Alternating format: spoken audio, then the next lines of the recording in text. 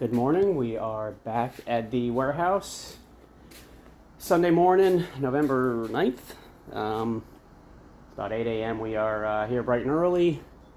Got some organizing to do in here. Remember I told you last video I had some ideas what I want to do. I'm slowly getting there. To clear out some more room. I took that cabinet down there that was in the way. I kind of rearranged all my tool stuff. This stuff is going to be, the tools are going to be for sale. The toolbox in the back I'm going to keep. I did list the fridge finally because I just don't need it. It's taking up too much space. I just keep a couple waters in there anyway. So I've had some interest in that, so that should sell. I sold pretty much everything else. Still have this yellow cabinet here.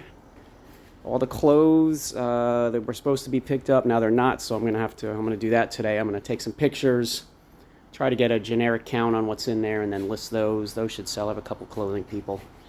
I did grab some pallets from work, and I'm going to maybe start setting those out on the floor here and piling stuff up on those. Still have this table that I'm gonna probably drop the price on again. I'll find somebody to get it. If they just have to get it at a good price. That really large dining room table with all the chairs sold like the next day for a good price, so I guess I underpriced that, but that's fine. And then I just got to get rid of this couch and this TV cabinet, but I'm gonna make some room in here today. It's definitely cleared out in here since probably the last video I did. Hopefully in the next couple days most of this other stuff can go. So Friday, when I was on my way home from work, I came to the warehouse. I don't remember what I had to do. I think I had to pick something up. And right in the area here, there's a neighborhood garage sale. There's about 8 houses or so. I went to one of them, and I picked up, to me, which is one of the coolest things I've ever gotten. I'm going to climb on my truck bed here to show you. I got these two 12-foot by 12-foot stage banners, Slipknot and Pantera, from I believe it was 2023 Rockville. These are the banners that go behind the band on the stage during the concert. So I thought these were pretty cool, and I just couldn't pass them up. Nice vinyl banners. The only issue with the Slipknot one is people wrote on it in Sharpie, I guess after the show, and they wrote some stuff on it, and I tried getting it off. I used alcohol, I used magic eraser. I don't think it's coming off, so it kind of personalizes it a little bit, so I'm going to try to sell them like that. But these things are massive. It takes up half the parking lot here. I couldn't turn them down, obviously, because fun fact, Pantera was the first concert I went to in high school back in, I want to say, 1994, the Far Beyond Driven tour. So they're one of my top favorite bands. And then, of course, Slipknot, who I've seen when I've gone to the Rockville concerts here in Daytona and seen them. I think they're pretty much there every time. So, and they put on a great show. They've been around for a while, so I couldn't pass these up. Apparently the lady that was having the garage sale, her boyfriend, husband, or whoever it was, worked at the racetrack here in Daytona and was able to get these. They were just giving them away after the show, so she put them up. They wanted $60 a piece, so I got them for $100 for 2 of them. So I just couldn't pass them up. They're so cool. I'm hoping I can get find somebody who's into some of this cool memorabilia, and I can get a good price for them. So that's the idea. If not, heck, I'll just keep them. I think they're awesome. I think what I'm going to do, they're a little dirty. The back's a little, they got some staples in them. I got to finish taking out the rest of the staples. The back of them's a little dirty. I think I'm going to take them home, put them in my driveway, clean them up, pressure wash them, and list them. Maybe leave a comment. Let me know, who likes Slipknot, who likes Pantera. If anybody's interested in them, anybody would like them before I list them. I think they're awesome. I think I'm gonna list them for, I'll probably list them for like 300 each and take a best offer. So that's what I'm looking at. And if they don't sell, they don't sell, you know. Eventually they should, you know, if you price it, if you have good stuff and you price it right, you know. So, but that was I was excited to get them. I contemplated for a few minutes. You know, I was like $100. How am I going to sell them? I mean, they fold up. You can see the creases in them. They fold up, you know, to where they're shippable. They're kind of heavy, but I just thought they were cool. I was going to buy them, so I talked her down to $100, and she was all for it. I think they got them for free, so she didn't really care.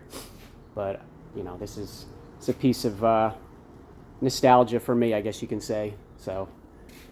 That was the collector in me that picked those up. But like I said, if I can get some decent money for them and somebody will enjoy them more than me, then I'll sell them, because once I fold them up and everything, they're just gonna, you know, sit somewhere and until somebody buys them or I get a bigger house to put them in. Heck, I could even, man, what do you think if I hang them up in here? Put one on that wall. Have to take that shelf down and put one on one. What do you think? Let me know in the comments if you you think that'd be even cooler. I could hang them up in here and then sell them from here. Who knows? Anyway, so we're gonna get to work. I will maybe I'll do another video next time I'm out here once I'm done doing all this.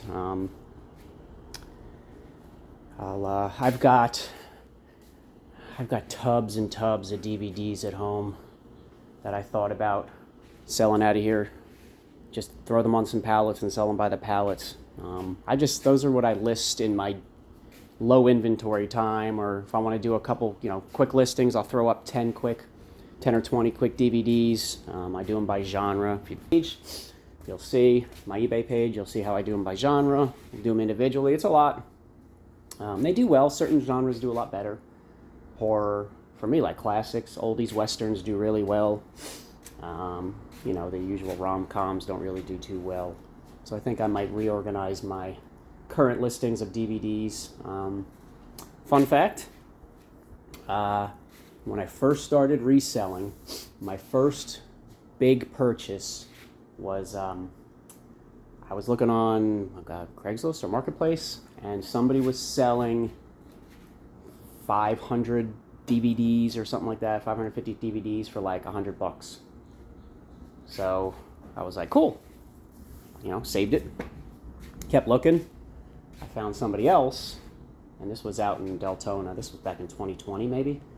Somebody was selling 4,000 DVDs for like $400. DVDs, Blu-rays, half of them sealed. So I'm like, cool, jumped right. I called them up, drove out there in my truck. Went to the first one first, the 500 DVDs for $100. That was okay. I was like, you know what? Why not? So the condition was okay on some of them, but I figured, you know, 500 DVDs, I get 200 out of here, half of them, you know, I'll make some money. I've never bought DVDs before to sell. This was my first major purchase. I was very new into selling on eBay. And my thought process was, I mean, $500 for 4,500 or whatever it was DVDs. I mean, can't really go wrong. I mean, it's only a $400 investment. I think I could, on all that, if I made 50 cents a piece, you know, 25 cents a piece, I'll make a few $1,000s. So, but I wanted to get my feet wet in DVDs. The good thing was it was right in the middle of the pandemic, so nobody was leaving their house. So I went. It's about a 45 minute drive. I picked up the first ones, a couple tubs, and then I went to the next one. This guy's entire garage was filled, and he just kept throwing more stuff in. DVDs, Blu-rays. Half of them I think were sealed. So I pile my truck up. I'm in the inside, the back of the cab, the bed was full. I'm driving, you know, 40 miles an hour in a 60 mile an hour zone driving. I get home. This was 6 years ago. So my son was like 12. He thought it was the coolest thing. My wife didn't, because I brought them all in the house, piled up my living room. My living room was full. And I love movies. I mean, I picked out a bunch that I loved. There were thousands of 1,000 or two Blu-rays sealed, DVDs. Like, I picked out ones that I like. There's so many great movies in there, and I didn't know how to sell them. I'm like, well, I can lot them up by actor, I can lot them up by genre, I can lot them up, I don't know, just random. So I tweaked it over the years. I did lots of 20, and they were selling fast because nobody was leaving their house. I think I sold the Blu-rays like that. I did like a box, whatever was in a box, 100, 200. I was selling them for like, I don't remember honestly, but I remember going to the post office with boxes, 8, 10 boxes filled with DVDs, just lining them up. So I made my money back, I think the first box I sold. And as many as as time went on, and COVID went away and people started going out again, and the DVD market slowed down, but I've tweaked it over the years how I sell them, and I sell several a week. I don't really buy them anymore unless I'm looking for certain ones. I don't buy entire collections anymore unless it's, let's say, all horror movies or all TV series, box sets. But I don't buy entire collections anymore of random stuff just to get a couple. I'll just pick those out because I've learned what's good, what sells, what doesn't, what I like to sell. So anyway, over the last couple of years, I bought out, like after that, a year or so after that, I bought out another collection. And this guy had some really good stuff. I paid up a little more for him, but this guy had a ton of good stuff. So I bought that collection, and then the ones I still have at the house, they're in tubs, in the black and yellows. I got about six or eight of them. And I bought out a buddy of mine's collection. Got it dirt cheap. It's like probably 2,000 of them. I think I paid $200 or something. But over time, I've slowly listed a couple of those, and I just keep them on the back burner for, if I want to pick through and throw a couple on Dibdit. I throw some horror ones or some superhero ones on Dibdit. Or if I find a couple I want to list, I've got a lot of classic and oldies ones which sell pretty good. So as I cycle out some of the older inventory and sell it, I just replenish. But anyway.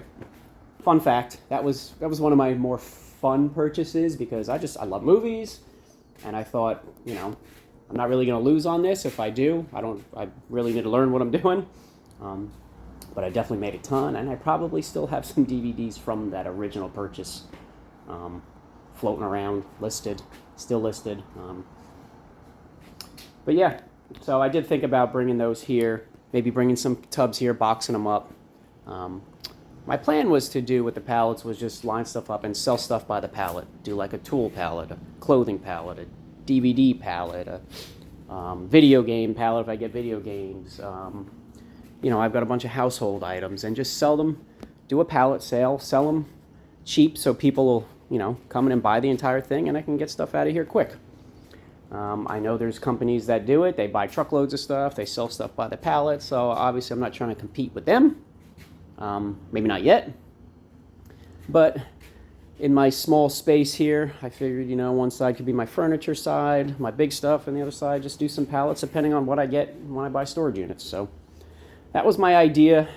It helped me get rid of a lot of stuff, clean out a lot of room, and kind of reevaluate what I want to do. And who knows, maybe I'll do it, maybe I won't. But in the meantime, that's my plan for today. Clear out some of this room, take some pictures of these clothes, maybe just rearrange some stuff, and hopefully start selling some more stuff. Let me know in the comments how everybody else's eBay's been. Mine's been kind of up and down, a little slow. My fourth quarter's kind of been slow. I've been doing great selling out of the warehouse on Marketplace, which I will say, thank God for that I took on this venture too and was able to secure this warehouse and start selling out of here. It's been definitely a great extra revenue stream, when eBay kind of slows down a little bit. But yeah, Miami's a little slow.